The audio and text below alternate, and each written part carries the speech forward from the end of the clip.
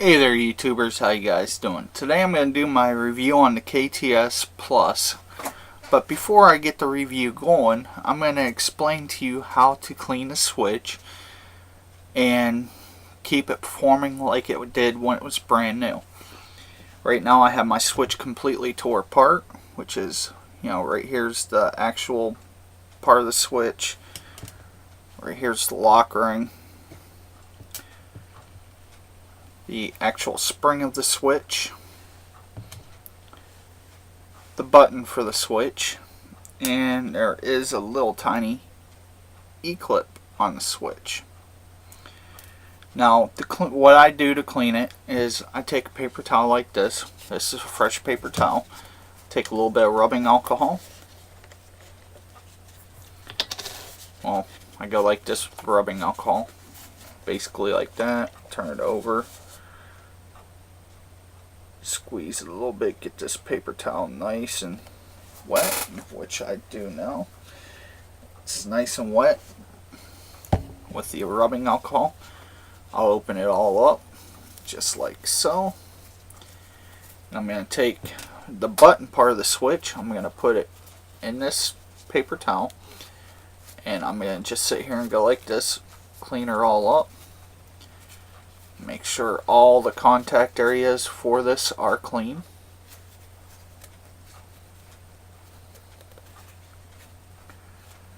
So now the button itself is clean.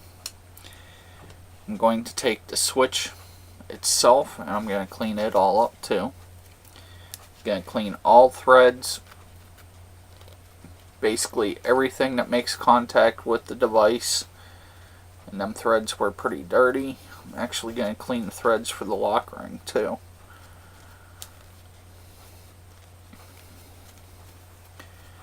So that part is clean. That's all cleaned up. So now I'm going to take the spring.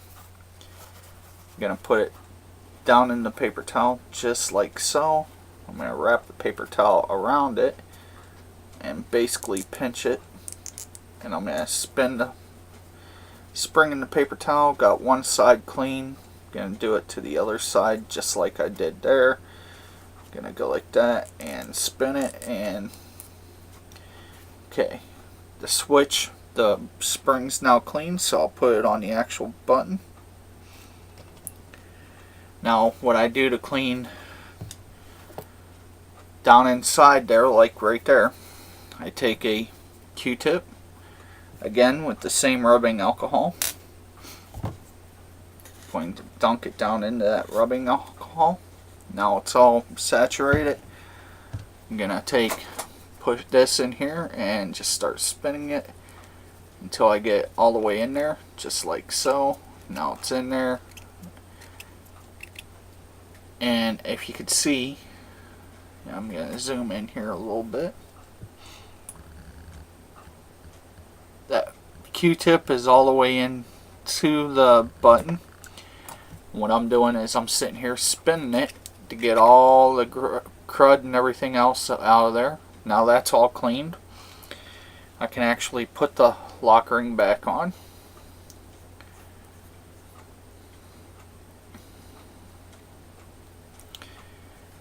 Put the button back into the switch.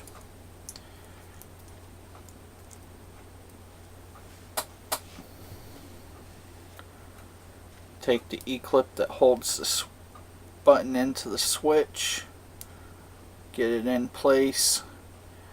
Now it's in place, it's not going to fall off because the spring's holding it there. Get my needle nose pliers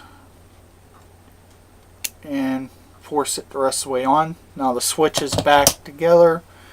And before I put it on the device, I'll take a Q-tip and I'll run it around the threads in here.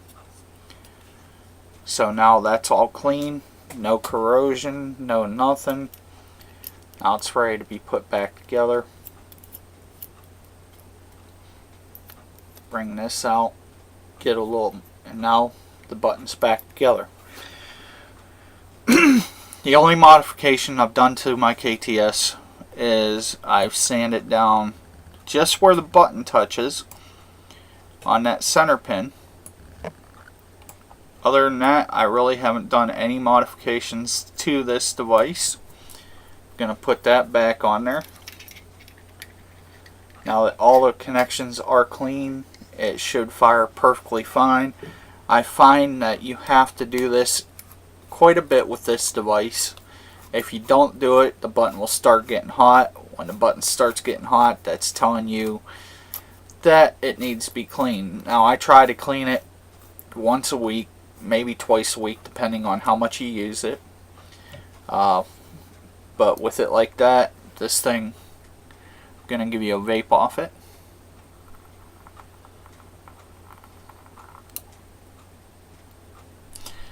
It's got a 0.9 ohm coil on it right now.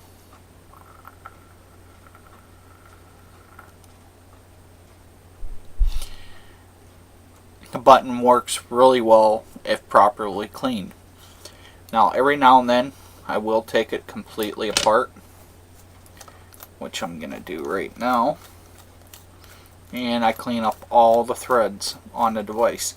Since I got the rubbing alcohol all here, I'm going to do that right now. Going to take the actual 510 connector on the actual Jenny. Going to clean it. I'm going to clean all the threads on this. I want to get it to where everything's nice and clean and working really smooth. I do this quite a bit. Basically what it is, when you get the threads where they're starting to get dirty and everything, the device will start performing poorly. You'll start getting a lot of misfires, stuff like that. Basically what I do is I get in here, I clean all the threads and get it to where it's all nice and clean and very little that needs to be done to it. Some of the threads were dirty, and while I'm in here, I'm going to clean this part of the tip, well, the inside of the top, and I'm going to take my Q-tip, dip it into the alcohol, and I'm actually going to clean out the top of the 510 threads and everything like that. I make sure all contacts are clean, and since I have it apart, why not just clean it all up? Now that this is all clean and good to go, I'll put it back together. And yeah. So now I'm going to go on to these threads. Going to make sure they're all clean.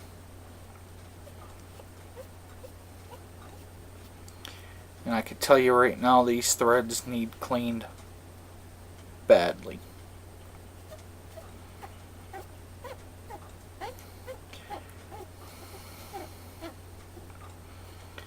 I'm going to just show you basically what it looks like when the threads are dirty.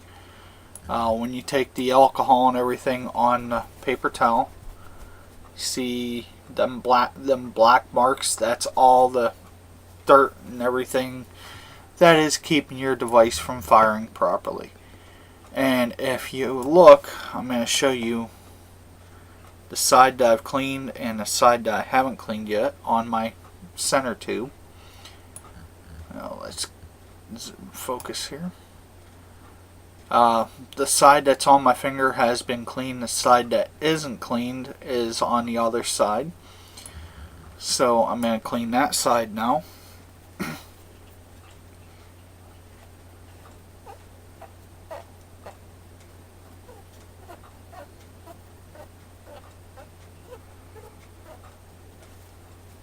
And that was all dirty too. Now this basically is all clean and good to go. I'm going to do the exact same thing to the threads on my Genesis atomizer also. Threads don't look all that bad, but looks can be deceiving.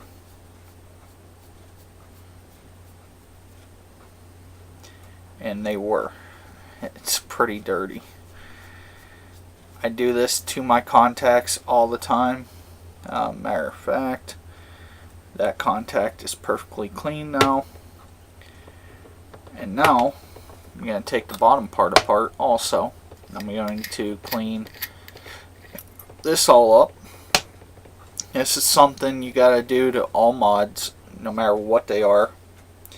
If you want to keep good solid contacts and good constant hits, it's something that I recommend doing at least once a week. Cleaning all my contacts, making sure there's no dirt in them, everything. And since I cleaned the button, might as well do the rest of the mod. Now that all my threads are clean, all the gunk is out of them, I could actually put it all back together, put my battery in it, and tighten her all down. With the battery I run, I could actually crimp it all the way down, just like so. Now I can put my device back on, and let's take a vape off it and see if all this cleaning was worth it.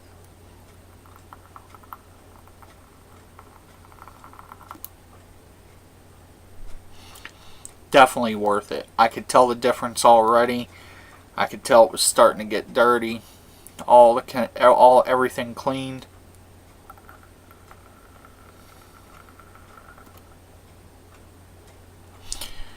It's working a lot better. I recommend doing this to the KTS at the least twice a week, depending on usage. If you look at my paper towel, all the black little dots on it and everything now, the other side, it does have some blackening on it from when I cleaned the tube and everything. I recommend doing this quite often to the KTS, because KTS will quit performing if it's not clean. You will start getting a button that starts getting hot and everything like that, and if you don't keep it clean, it will actually start getting where it will start failing. You'll start getting misfires and everything like that. But if you keep it clean, you won't get no hot button or no, misfires or anything like that. I take the button apart at least twice a week. The rest of the mod, every 2 weeks I'll clean it like that. That just keeps it consistent and working just like it would be when it was brand new. For the price, if you get it from Fast Tech, they're $19.44 for the KTS Plus. I do recommend them, but I only recommend them if you're going to want to take the time and take them apart like this. Other than that, I really have nothing to say. They work really well. They do need to be cleaned a lot, but other than that, they're really good working devices. Other than that, I have nothing else to say but vape on. See you next time.